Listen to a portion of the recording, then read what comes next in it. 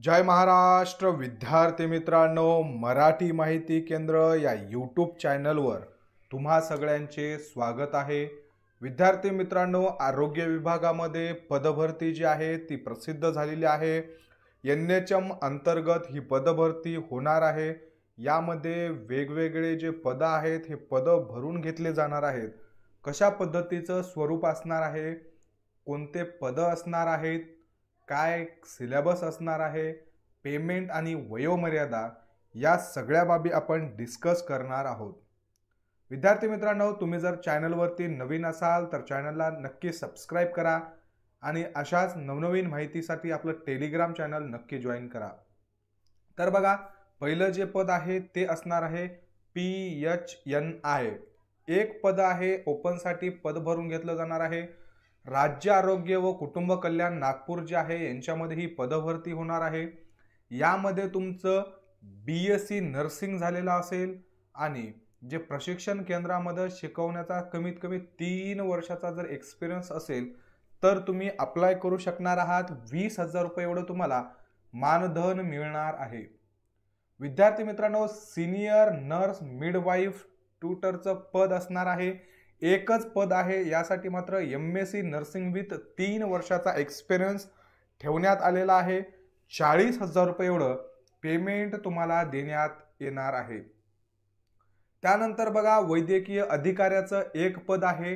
SC कॅटेगरीसाठी हे पद ठेवण्यात आलेलं आहे।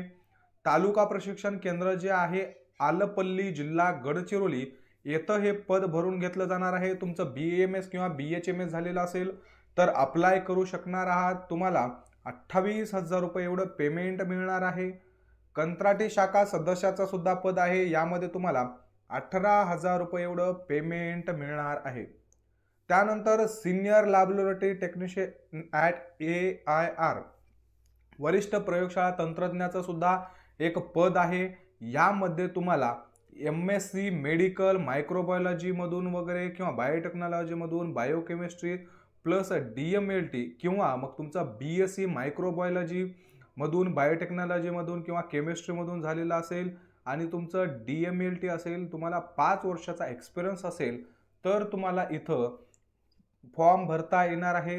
लॅबोरेटरी टेक्निशियन या पदावर जर तुम्ही काम केलं असेल तर तुम्हाला यामध्ये म्हणजे याआधी जर तुम्ही NHM मध्ये जर लॅब टेक्निशियन या पदावरती काम केलं असेल तर तुम्हाला यामध्ये प्राधान्य दिलं जाणार आहे। विद्यार्थी मित्रांनो, 25,000 एवढा पेमेंट सुद्धा तुम्हाला यामध्ये दिला जाणार आहे। त्यानंतर लॅब टेक्निशियनचं सुद्धा पद आहे। यामध्ये 17,000 पेमेंट दिला जाईल। एकूण 4 पद भरले जाणार आहेत आणि हे जे सिनियर टेक्निशियनचे आहेत ते 2 पद भरले जाणार आहेत। त्यानंतर बघा, एक्सरे टेक्निशियनचं सुद्धा एक पद भरलं जाणार आहे। यामध्ये 17,000 एवढा तुम्हाला पेमेंट मिळणार आहे। विद्यार्थी मित्रांनो, ही जी पदभरती आहे ही पदभरती राष्ट्रीय आरोग्य अभियान यांच्या अंतर्गत आरोग्य सेवा नागपूर मंडळ जे आहे यांच्या ठिकाणी भरून घेतली जात आहे। NHM अंतर्गत उपसंचालन आरोग्य सेवा नागपूर महामंडळ जे आहे त्याचा पत्ता आहे माता कचेरी परिसर श्रद्धानंद पेठ दीक्षाभूमीजवळ नागपूर इथं जे त्यांचं कार्यालय आहे या कार्यालयामध्ये तुम्हाला फॉर्म जे आहेत ते सबमिट करायचे आहेत।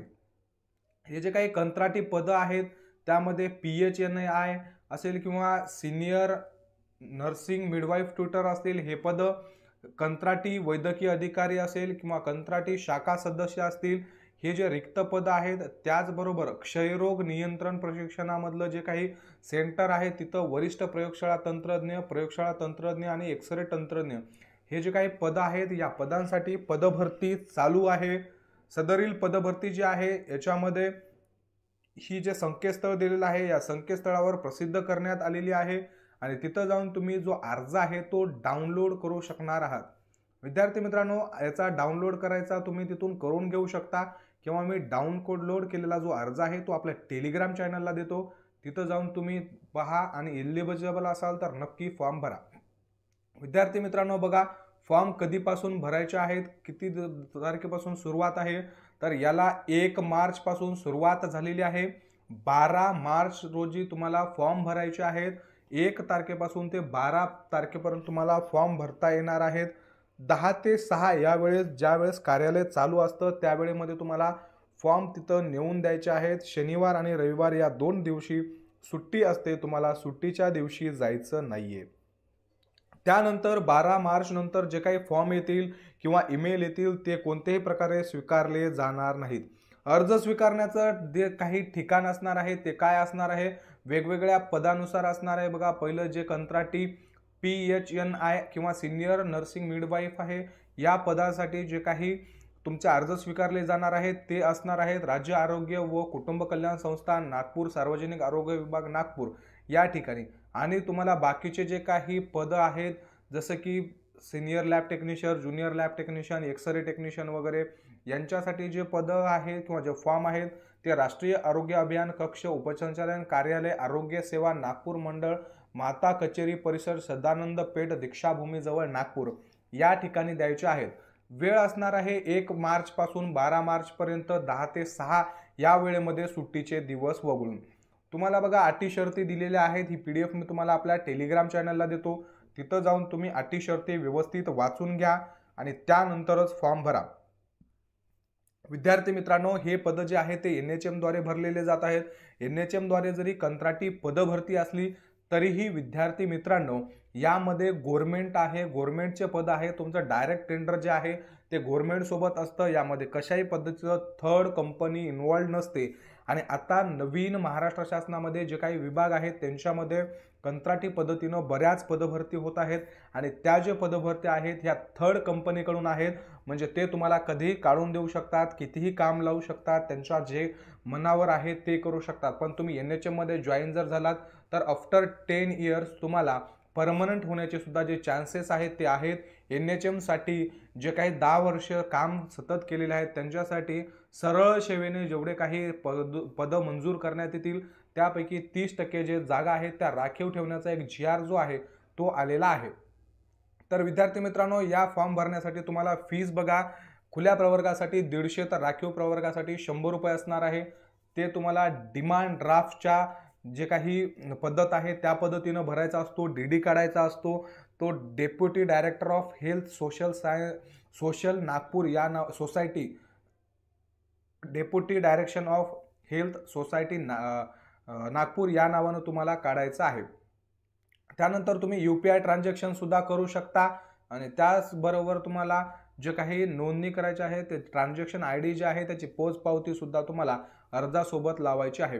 बाकीचे जे डिटेल्स आहेत ते तुम्ही सगळे पाहून घेऊ शकता. तुम्हाला जे काही डॉक्युमेंट्स लागणार आहेत, कोणते कोणते शैक्षणिक अर्हतेची सर्व कागदपत्र, त्याचबरोबर पूर्ण गुणपत्र असतील, पदवी प्रमाणपत्र, नोंदणी प्रमाणपत्र, जात प्रमाणपत्र, वय, त्याच्यानंतर तुमचं एज, डोमासाईल, राष्ट्रीयत्व, वयाचा दाखला वगैरे जे आहेत त्यांच्या सगळ्यांच्या झेरॉक्स जे आहे ते स्वतःची सिग्नेचर करून त्याला डिमांड ड्राफ्ट जोडून शेवटी जो अर्ज आहे बघा हा अर्ज त्याला जोडायचा आहे आणि तुम्हाला त्या पत्त्यावरती पाठवायचा आहे. शेवटी विद्यार्थी मित्रांनो, त्यांनी तुम्हाला पेमेंट करण्यासाठी SBIचं स्कॅनर सुद्धा दिलेलं आहे.